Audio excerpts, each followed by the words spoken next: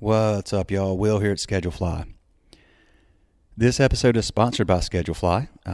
If you don't love the way that you schedule and communicate with your staff at your restaurant or your bar or your ice cream store or coffee shop or distillery or winery or brewery or boutique hotel, we would love the chance to earn your business. And you can try us for free with no commitment, no obligation, no credit card, nothing up front. Go to schedulefly.com. Click free trial. You get 30 days. You can try it out. My personal cell phone number is right there on the trial sign up page. So if you got any questions, call me, text me. I'll get back to you. We have 6,000 restaurants, about 250,000 end users. And the reason I'm willing to put my cell phone number on there is because our software is so simple that we have so little support demand that it's very easy for us to be very responsive when we need to be. So we've been building this business for 15 years through word of mouth. We have, like I said, 6,000 customers, and we'd love to have, if you're on pencil and paper, you're on Excel, you're on a scheduling platform that you're paying a lot of money for, that has a lot of bells and whistles that you don't need, or it's complicated, or it's hard to use, give us a shot. We built this business on simple, super easy to use software and legendary customer support.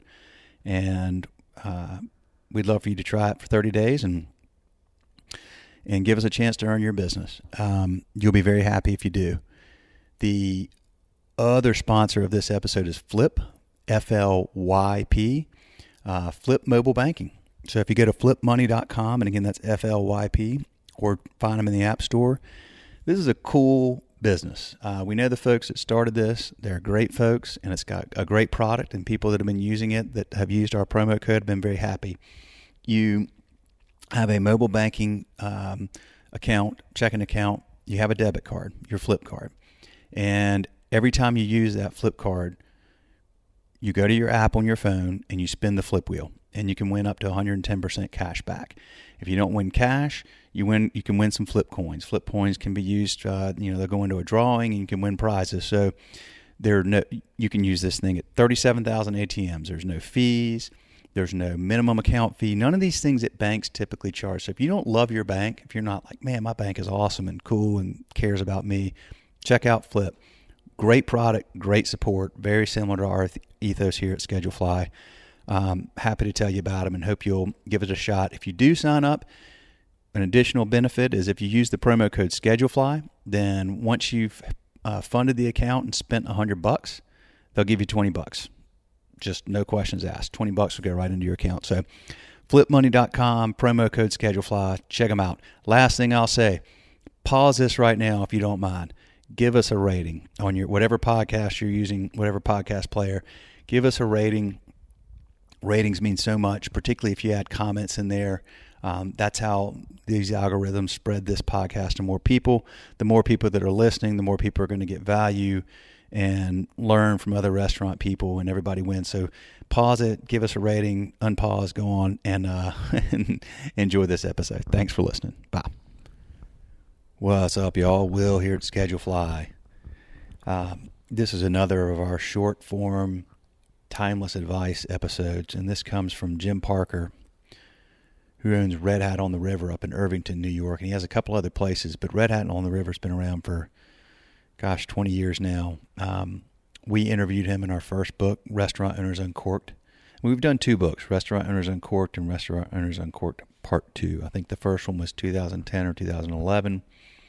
The other one was 2017. I've been coming back through these books recently and looking at my old highlights, sections that really stood out to me, and finding pieces of timeless advice that was meaningful back then and it's just as meaningful now. So this has to do with partnerships. So if you're getting into the restaurant business and you have partners, there can be lots of challenges that come along with that. And sometimes they work out really, really well.